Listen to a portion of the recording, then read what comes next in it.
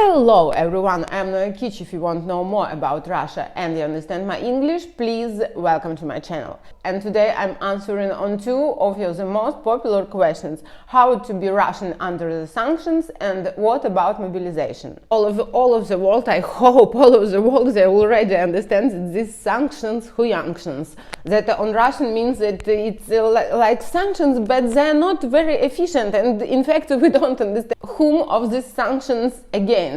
I did small investigation on the internet. You can find this article too, that sanctions that took place in 2021 century, so 34% of the sanctions, they had some effect. Yes, they were effective. For me, it's absolutely fake number. What we have with the sanction now? Listen, Russian society, even if we follow how you imagine him, you imagine that there is some part of liberal people who watch internet, who are against the war, who go to different manifestations, demonstrations, who are supporter of Navalny and who read independent or Western media. Yes. And after that, you consider that there is second part of Russian who watch only TV, who are absolutely under propaganda, who believe Putin on 100%, and less Russian will divide it like that. What we have in conclusion, these people who watch TV, they don't feel any sanctions. What they feel, that Zara don't work in Russia anymore, or they can't go to Europe through Tallinn. And mostly people who did the traveling, who communicate with the foreigners, who did some international business, small international business, and that means that they more or less can speak English. So this advanced, how you say, advanced Russian, exactly it's them who are under sanctions. And the Russians just watch on that and they say, oh my God, European, are you so stupid or what? You can't see what you do? All over the world they know already that if you do sanctions against some country, it's unify people, it's great nationalism in them, they begin to support their president stronger. It's all the time, in all history, it's all the time like that. These sanctions to make Russians be angry on Putin, it will not work. That is why I explain people who invented these sanctions, they knew very well how it will work. And stupid European managers, they just absolutely stupid, or they just follow to some orders. They don't understand what they do. In fact, in the result, we just see European who hate Russian, and we see Russian who hate European, exactly people who hate European because stupidity is painful. You heard the sentence, stupidity is painful, but it's only painful for people around you, not for you. How sanctions touched me? As I'm Belarus, I don't have big problem on the borders, it's okay. I have more problems to pay for my iTunes. Some of applications doesn't work in Russia anymore. And what I absolutely didn't like, it's a story with crypto.com. People here, I'm absolutely shocking. This crypto money, they present themselves like independent money who doesn't care about any political questions. We don't care about that. You know what they did? And they hide this information because they know that story like that just destroy all respect of crypto money. Certain crypto stocks, they just block Russian, and on first step they block Russian who had more than $10,000 on their account. They explain that it's because we don't want that Russian businessmen, maybe they will buy some goods that are under sanction, and after that they will use these goods in war with Ukraine. But now they blocked people who has less than 10,000 euro. In fact, it's regular people who don't have any business, or they have very small business, or it's their own money. Of course, how crypto enthusiasts would say, no, it's your money who you bought already, doesn't matter, they blocked these stock markets. And it means that there are way. No, we don't block your money, but we block your account. And if your account is blocked, you just can't get your money back. And it's the kind of not problem of this stock market, but in the same. And yes, you have this money, but you just can't use them. My money is frozen on crypto.com. Now I try to explain that I'm Belarusian, that I'm in Paris, that in fact I'm not Russian, and what was the criteria how you choose Russian accounts. Maybe they block the one who use Russian SIM card, but anyone who can use Russian SIM card for that. To buy Russian SIM card, it's very easily, it's not a problem. It's even not like French SIM cards that me, for example, I can. For me now it's difficult to buy. Yes, the question how I suffer, my card doesn't work in France like that. I can't buy SIM card for me. That is the trouble. After that, big problem that I can't sell my soap. If you don't know, please subscribe on my second Instagram. I'm a small businessman. I produce soap, and it's funny, artificial soap. I won't sell it all over the world.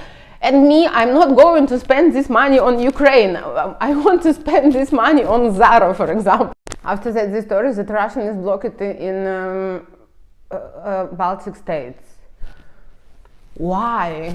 So I try to understand why Baltic states they block Russian, why they don't accept Russian people, they don't say about oligarchs, about regular people, and they don't ask about your political views, just everyone. In the same time, Belarus is very open for Baltic states. People of Lithuania and Poland, they can visit Belarus without any visa. Disgusting Belarusian dictator, country jail. I don't know, European, what media, books and cinema, what they did with your brains. When I watch on what you believe, I'm really shocked. Yesterday I discussed it with my French friends. Oh my God, Russian destroy statue of Shevchenko. It's Ukrainian poet. They destroy all Ukrainian cultural heritage on their territories that they conquered. Okay, I open the article. Okay, I open media to see what Russian part, how they explain that. They explain that yes, really in one of cities, Vinnytsia, yes, the statue of Shevchenko was demobilized, but they planned it from 2014, and in fact it will be replaced on a statue of heroes of Maidan. What I understand, what they really destroy, it's historian books that people, that kids study in school, you know, these school historian books. What Russian media present, they present crazy European people. They present, you know, some cases when about cancelling of Russian culture. Some universities in USA who cancelled the portrait of Dostoevsky. Some theaters who cancelled Chekhov. Recently, yesterday news from Paris. Gergiev from Marines in St. Petersburg. Gergiev is cancelled in Paris, and in fact I understand why, because can you imagine this Gergiev? It's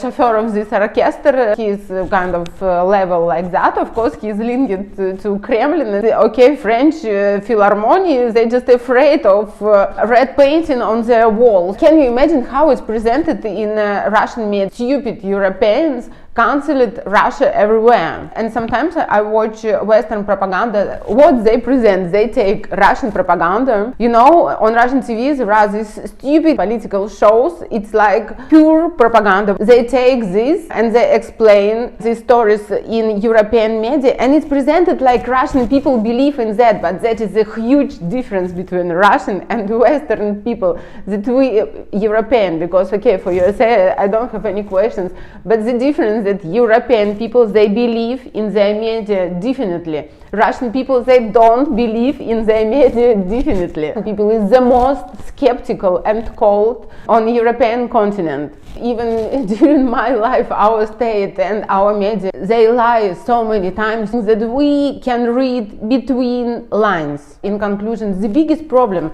that even people who didn't support the war, didn't support Putin on background of this stupidity of European community, of European elite, we are full of anger. We are shocked. We just can't believe that European people, that they can believe and follow this shit. For example, this story about aggression of Russian, aggressive of Buryat, who just rape all people around, who rape men, kids, horse, who just kill everyone around. People, European people, what happened with your brain? How you can believe in these stories? You believe in these stories because somebody present for your emotions that Russian it's aggressive people. Please, did you was once in Russia? Did you visit Russia once? Or everything what you know about Russian and Buryat, it's what you read in magazine, journal, in newspapers, what you saw in so-called documentary. They don't know, they present aggressive Buryat, they even don't know who is this Buryat, because they heard that Buryat, they're Mongolian, they're like descendants of Genghis Khan and things like that. It means that they're warriors and they continue to be aggressive like that. Oh my God, what is shit, what is in your head? You just afraid, you just xenophobe, you don't know these people, this is why you're afraid of them. About crimes of Russian soldiers and Buratian soldiers, I want to ask why they don't rape Russian women.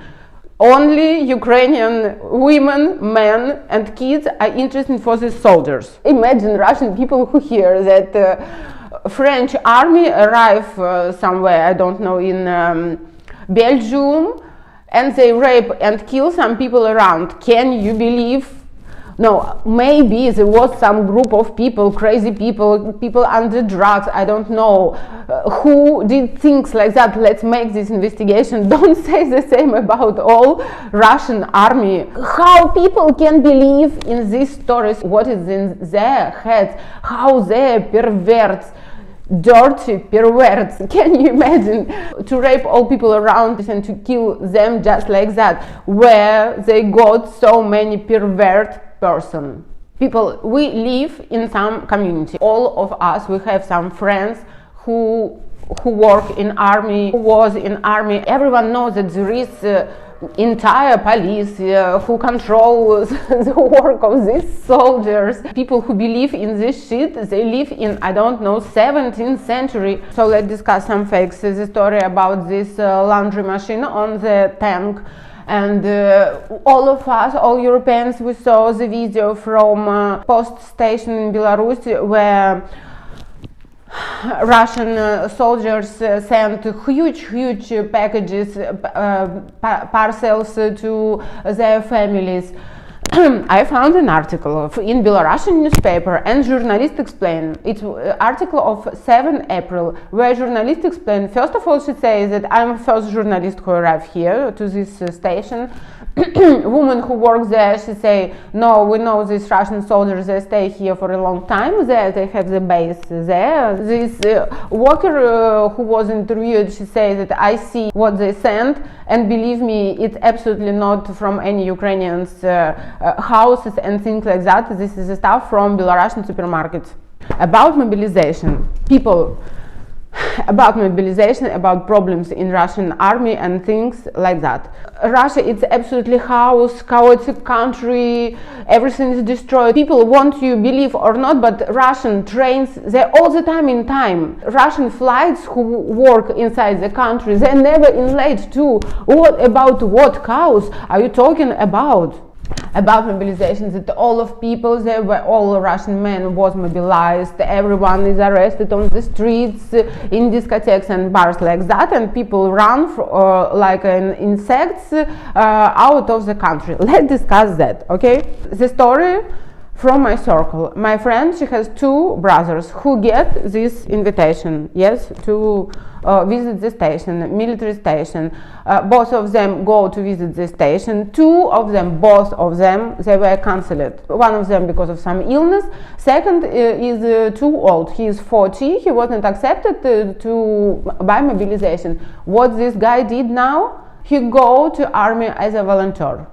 Okay, now after 5 weeks of education, he sends a picture to my friend in new uniform. No, he didn't bought anything to him. He live in normal conditions. They study. Before that, he had some experience, military education. And now some insights I want to discuss with you. So I talked with my friend, military expert, former military officer. Before I thought maybe he exaggerated a bit, but now that in fact army stations, they are full of volunteers. They don't have lack of volunteers, but they want to offer the turn to people who had some experience before. And I thought, okay, maybe he is just too much patriotic. He believes in good things in army, and that the Russian people are so patriotical. But now, after this story, maybe he didn't lie. After that, what he say, these people who are newcomers, they will not fight on the front line. It's necessary for protection of new territories, to protect such places like, I don't know, schools, posts, military security for this, not military object, but civil object, energetical and communication objects. After that, what he says, that